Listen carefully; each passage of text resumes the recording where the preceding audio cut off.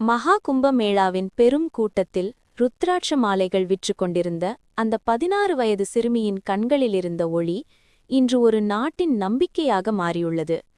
சமூக ஊடகங்களில் வைரலான அந்த அழகிய முகம் இன்று பாலிவுட் வெள்ளித்திரையை அடைந்திருப்பது ஒரு சாதாரண சினிமா கதையல்ல, அது ஒரு பெரிய விதியின் தொடக்கம். மத்திய பிரதேசத்தின் இந்தூரை சேர்ந்த மோனாலிசா போஸ்லே என்ற இளம் திறமையாளர் தனக்கு கிடைத்த முதல் படத்தின் முழு சம்பளத்தையும் தனது கிராமத்து சிறுமிகளுக்காக வழங்கி உலகிற்கு ஒரு முன்மாதிரியாக திகழ்கிறார். த டைரி ஆஃப் மணிப்பூர் என்ற திரைப்படத்தின் மூலம் கிடைத்த 21 லட்சம் ரூபாயும் விளம்பர நிகழ்ச்சிகளின் மூலம் கிடைத்த 15 லட்சம் ரூபாயும் சேர்த்து கிடைத்த தொகையை தனது கிராமமான பிரயாகடலில் பெண்களுக்கான ஒரு பள்ளி அமைக்க வழங்குவதாக பர வெளியீட்டு விழாவில் மோனாலிசா அறிவித்துள்ளார்.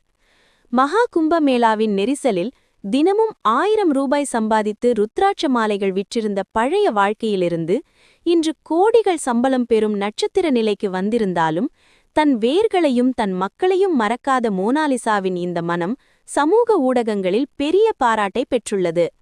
வறுமையிலிருந்து வெற்றியின் உச்சிக்குச் சென்ற இந்த பயணம் வருங்கால தலைமுறைக்கு மிகப்பெரிய உந்து சக்தியாக இருக்கும். இப்படி ஒரு மனசு